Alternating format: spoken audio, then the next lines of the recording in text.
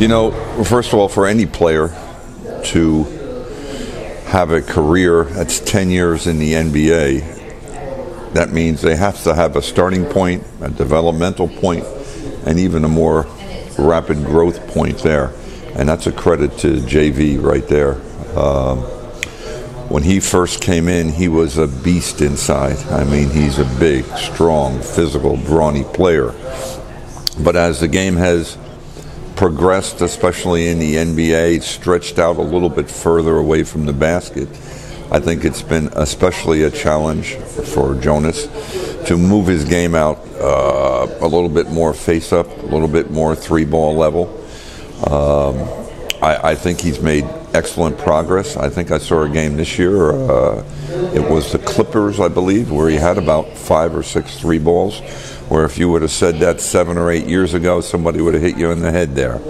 But I think the sign of good players are they can adapt to whatever way the game is changing, and you still have to be able to retain your strengths and what you do best. You can't just change your game because the game is going another direction. And I think as a pro, he's done an outstanding job. I have no problem with that. I never had a problem with the pick. I know I left Toronto, and they moved on for him, but a lot of times in the NBA, it's also a matter of style of the coaches.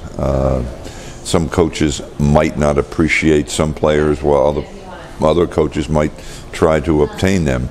And I think the real sign of a pro is that when he can go to different teams, different styles, and he can still contribute, and he's still a big factor in the NBA. Heck, the guy's an NBA starter for 10 years. That's quite an accomplishment in itself.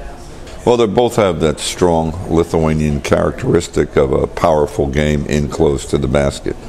To be able to utilize both requires creative coaching at the same time.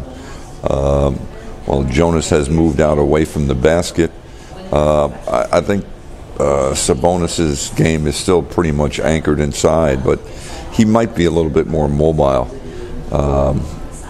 You know, sometimes it's a tough matchup because teams tend to play small now rather than big, and the bigger players are at a disadvantage.